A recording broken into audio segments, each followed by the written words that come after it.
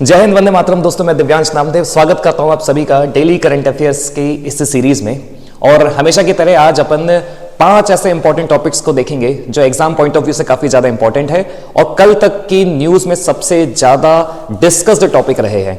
तो उसी सीरीज में आगे बढ़ते हुए अपन जो 5 आज टॉपिक कवर करने वाले, उसमें सबसे पहला टॉपिक ये रहेगा कि दुनिया में ऐसा कौन सा देश है जिसने हाल ही में AI generated child abuse content को ना सिर्फ बैन किया है बल्कि क्रिमिनलाइज भी कर दिया है। सेकंड जो अपना टॉपिक रहेगा उस पे अपन ये देखेंगे कि लंबे समय से श्रीलंका, जहां पर हाईएस्ट इन्फ्लेशन रेट चल रहा था उसकी हिस्ट्री में, अप्रोक्सीमेट 70%, वहां पर अब डिफ्लेशन की शुरुआत हो चुकी है और 65 ईयर्स की हिस्ट्री में उन्हें एक अच्छा स्टेबिलिटी रेट और डिफ्लेशन रेट देखने को मिल रहा है। तीसरा जो सबसे ज्यादा इंपॉर्टेंट टॉपिक है, अपन ने यह देखा था कि मालदीव ने भारत के खिलाफ काफी सारी चीजें करने के प्रयास किया था, करने की कोशिश करी थी, लेकिन हाल ही में भारत और मालदीव के बीच में एक मिलिट्री एक्सरसाइज हो रही है जिसका नाम है एकूवेरेन। तो अपन ये भी देखेंगे कि एकूवेरेन के अलावा और कौन कौन सी मिलिट्री एक्सरसाइज होती है भारत और मालदीव के बीच में, और ये जो एकूवेरेन एक्सरसाइज है ये किन 2 आर्मीज के बीच में हो रही है, भारत और मालदीव की तरफ से। और फिर फोर्थ जो सबसे ज्यादा मोस्ट इंपॉर्टेंट डिस्कस टॉपिक है, वो बहुत ही वैसे तो गर्व की बात है, तो हुआ यह है कि फोर्थ इंपॉर्टेंट टॉपिक में अपन ये देखेंगे कि भारत में पहली बार व्हाइट टाइगर ब्रीडिंग सेंटर की शुरुआत कहां पर हो रही है। और फिफ्थ जो अपना मोस्ट इंपॉर्टेंट टॉपिक रहेगा उसमें अपन ये देखेंगे कि हाल ही में जो साइट्स है, रैमसर साइट्स है, उसमें भी हमारे यहां बढ़ोतरी हुई है। लेकिन विशेष बात यहां पर यह है कि 2 स्टेट्स ऐसे हैं, सिक्किम और झारखंड, जहां पर पहली बार रैमसर साइट्स मिलने वाली है। तो आइए अपन बढ़ते आगे और सबसे पहले ये देखते हैं कि वैसे तो देखिए इसमें एक मजेदार बात यह है कि जब भी कोई नई टेक्नोलॉजी डेवलप की जाती है तो उसका उद्देश्य यह रहता है कि ज्यादा से ज्यादा लोगों को एडवांटेज मिले, उस टेक्नोलॉजी का सही तरीके से यूज हो। लेकिन एलन ट्यूरिंग और जॉन मैकार्थी, जिन्हें फादर ऑफ एआई कहा जाता है, उनका उद्देश्य भी सेम था, उनका ऑब्जेक्टिव भी सेम था, लेकिन उन्हें बिल्कुल भी ये मेरे को नहीं लगता है कि पता होगा कि इस तरीके से और इस कदर इसका मिसयूज हो सकता है। एग्जाम्पल के रूप में आप ऐसे ही देखिए कि अक्सर भारत में भी हमें कुछ ऐसी चीज सुनने को मिलती है जिसमें आपकी आवाज का क्लोन करके और उससे ओटीपी जनरेट करा के आपके बैंक खाते से अच्छा खासा अमाउंट वो लोग या जो भी रहते हैं निकलवा लेते हैं। उसी में ही काफी सारी चीजें और काफी सारी दिक्कतें आपको देखने को मिलती है। तो भारत में तो एआई का जितने अच्छे से यूज भी होते उतने ज्यादा बुरे तरीके से मिसयूज भी चल रहा है। लेकिन यहां पर यह भी एक बहुत बड़ा चिंताजनक बात है और जिस तरीके से यहां पर एक एक्शन उठाया गया है ब्रिटेन की तरफ से, यह भी अपने आप में एक एग्जाम्पल है दूसरे देशों के लिए, क्योंकि AI generated child abuse content में भी जिस तरीके से बढ़ोतरी हो रही है, यह पूरी दुनिया के लिए चिंताजनक बात है। और यह भी एक सोचने वाली बात है कि इस देश पे या इस पर कौन कौन से देशों ने कदम उठाया है।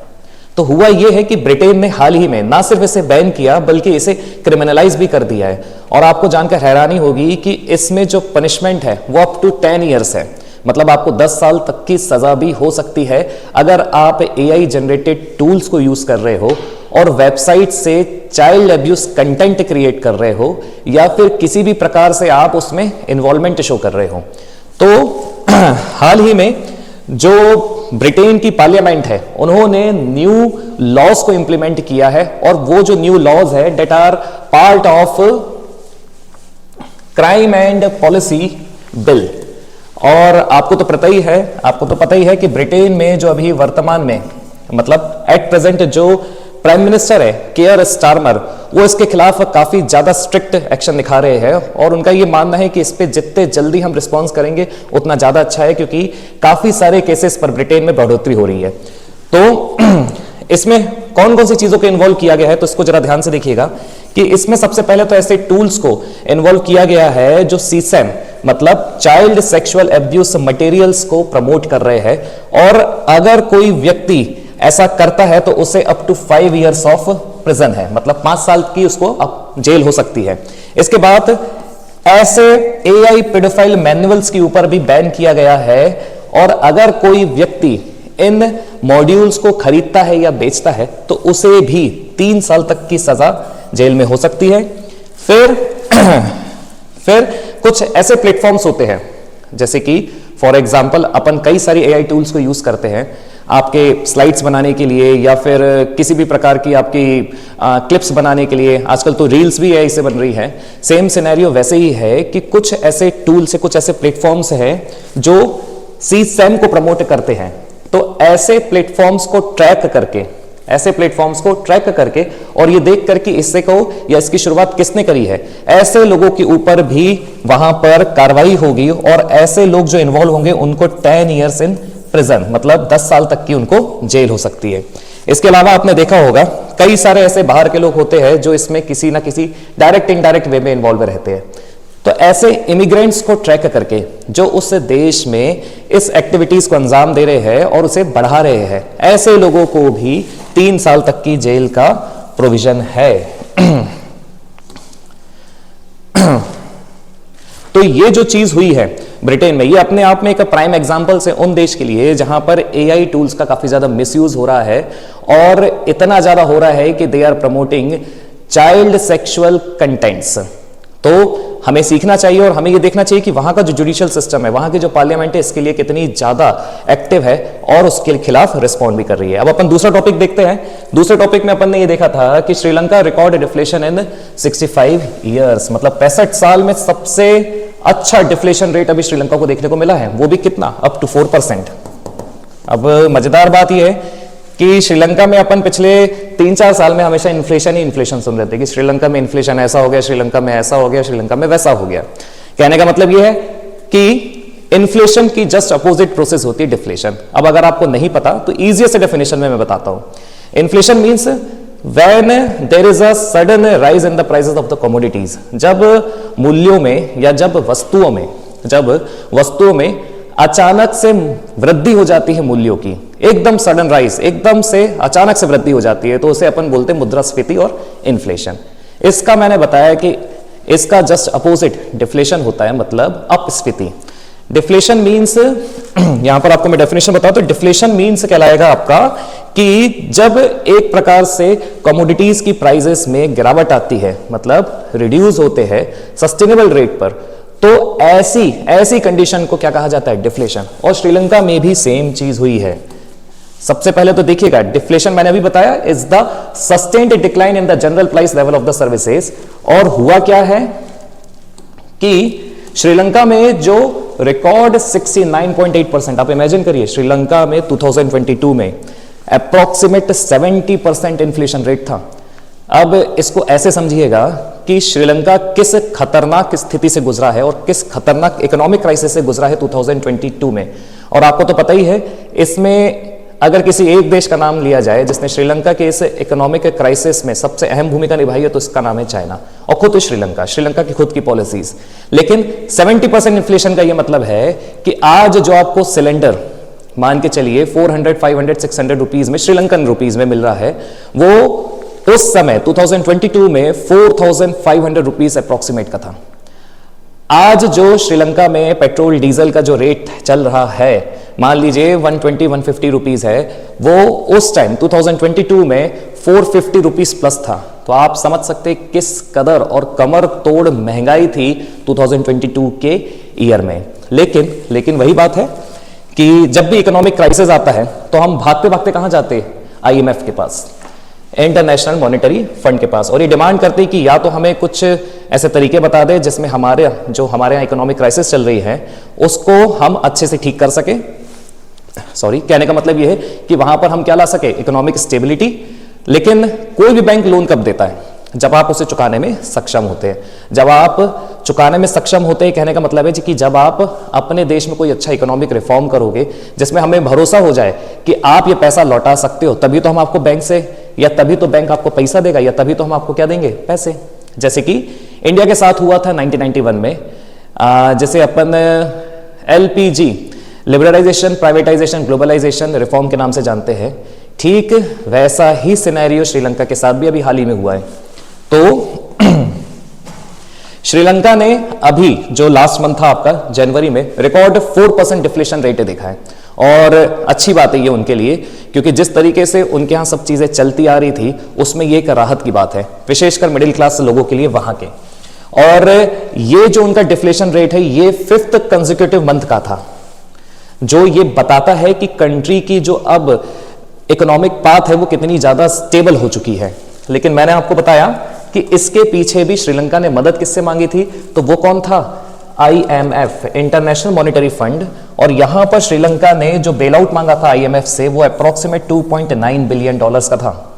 ठीक है, तो अब बात वही आती है कि बेल आउट के बाद श्रीलंका ने जो स्टेप्स उठाए, आज उसी का नतीजा है कि श्रीलंका जो 2022 में 69.8% मतलब अप्रोक्सीमेट 70% के इन्फ्लेशन रेट पे था, आज वो 4% के कंसेक्यूटिव फिफ्थ मंथ में एक डिफ्लेशन रेट दे रहा है। और यहां पर आपकी डेफिनेशन आ गई इन्फ्लेशन और डिफ्लेशन के बीच में, और ये था आपका श्रीलंका का सबसे इंपॉर्टेंट टॉपिक।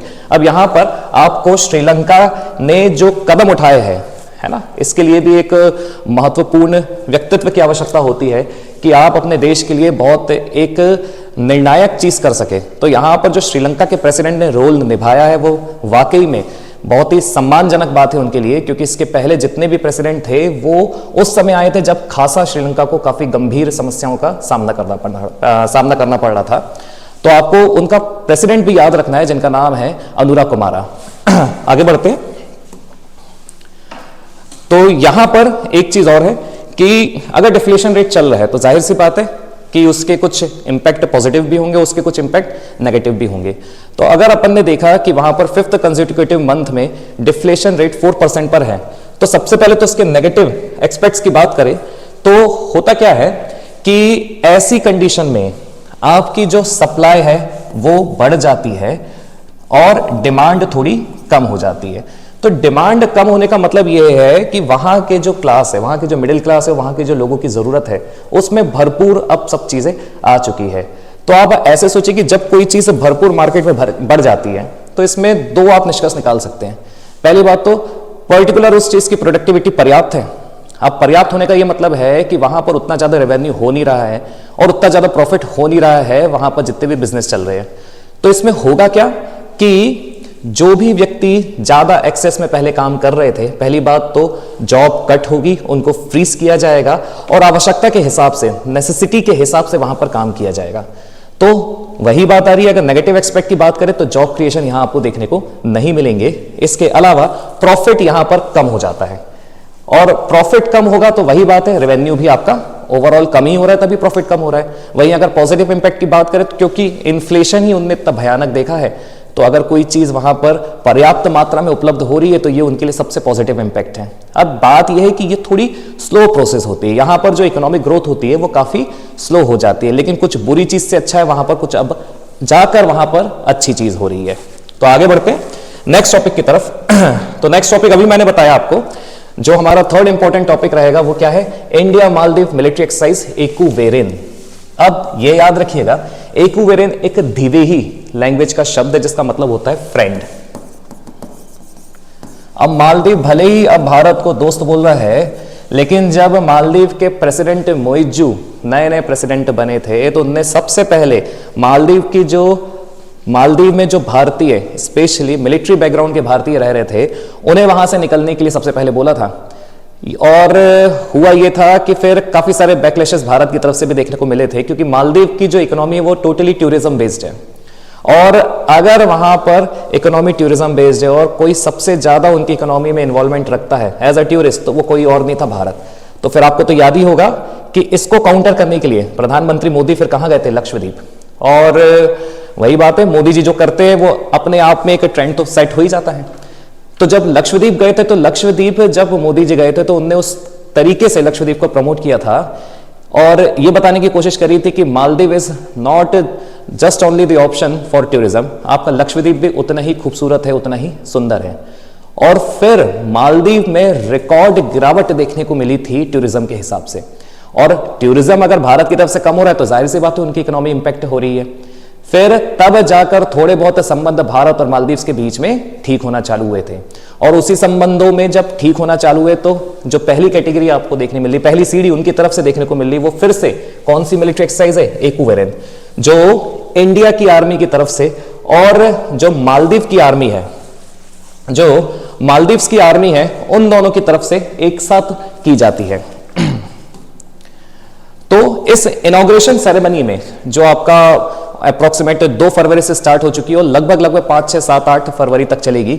इस इनॉग्रेशन सेरेमनी में जो 2 सबसे अहम व्यक्ति थे जिन्होंने इस सेरेमनी की शुरुआत करी, उसमें सबसे पहले भारत की तरफ से भारत के जो हाई कमिश्नर है मालदीव में, जी बाला सुब्रमण्यम, वो थे, और मालदीव के जो मिलिट्री जनरल है जिनका नाम क्या है, जनरल इब्राहिम हिल्मी, वो थे। अब वही बात आ रही है कि एक्विवेलेंट ऐसा तो है नहीं कि जब मालदीव और भारत के बीच में संबंध खराब हुए थे उन्हीं की तरफ से तब इसकी शुरुआत हुई हो। मालदीव और भारत के बीच में एक्विवेलेंट मिलिट्री एक्सरसाइज की शुरुआत 2009 में ऑलरेडी हो चुकी थी और लगभग ये हर पहले और दूसरे साल में होती ही है। लेकिन एक चीज और मैं बता दूं, यहां पर जैसे दिया है 2009 में शुरुआत हो रही है, लेकिन अकेले एक्विवेलेंट मिलिट्री एक्सरसाइज भारत और मालदीव के बीच में नहीं होती है। इसके अलावा भी 4 या एक्विवेलेंट को मिला के 4 और ऐसी एक्सरसाइज है जो भारत और मालदीव के बीच में होती है, अलग अलग आर्मी या नेवी या किसी अन्य माध्यम के द्वारा या संयुक्त रूप से। तो उनको बारी बारी देखते हैं। जैसे कि सबसे पहले जो आपको अभी मैंने बताया एक्सरसाइज, उसका नाम क्या था, एक्विवेलेंट। और एक्विवेलेंट जो है, जो एक्सरसाइज हो रही है, ये इंडियन आर्मी और मालदीव नेशनल डिफेंस फोर्स के बीच में हो रही है।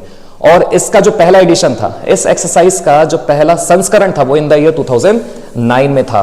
और अभी भी ये एक्सरसाइज मालदीव में ही हो रही है, ये भी आप बहुत ध्यान से याद रखिएगा बात को। दूसरी मिलिट्री एक्सरसाइज का नाम है एक्सरसाइज काथा। काथा जो है वो बहुत ज्यादा पुरानी नहीं है, 2017 में इसकी शुरुआत हुई थी। और ये जो एक्सरसाइज काथा है, ये दोनों ही देशों की जो नेवल विंग है उनके बीच में होती है। तीसरी जो एक्सरसाइज है उसका नाम है शील्ड। ये इंपॉर्टेंट है स्ट्रेटेजिकली, क्योंकि शील्ड जो है वो इंडिया, मालदीव और श्रीलंका, इन तीनों की नेवल फोर्सेस के बीच में होती है। इसके अलावा जो लास्ट 4th एक्सरसाइज है उसका नाम एक्सरसाइज दोस्ती, और ये भी स्ट्रेटेजिकली बहुत इंपॉर्टेंट है क्योंकि ये भी भारत, मालदीव और श्रीलंका के बीच में होती है। और इसका जो फर्स्ट एडिशन था वो बहुत ज्यादा पुराना नहीं है, हाल ही में इसकी शुरुआत हुई है 2024 में। अब अपन आगे बढ़ते हैं और देखते हैं जो 4th मोस्ट इंपॉर्टेंट टॉपिक है, मोस्ट इंपॉर्टेंट टॉपिक, जिसमें आपको बताया था कि भारत में जो पहला इंडिया फर्स्ट जो ब्रीडिंग प्रोग्राम है व्हाइट टाइगर से रिलेटेड, इसकी शुरुआत रीवा के मुकुंदपुर में हो रही है। और रीवा मध्य प्रदेश में एक डिस्ट्रिक्ट है। और आपको मैं एक बहुत अच्छा फैक्ट बताता हूं कि रीवा जिस प्लेट्यू पर लोकेटेड, उसका नाम है बघेलखंड।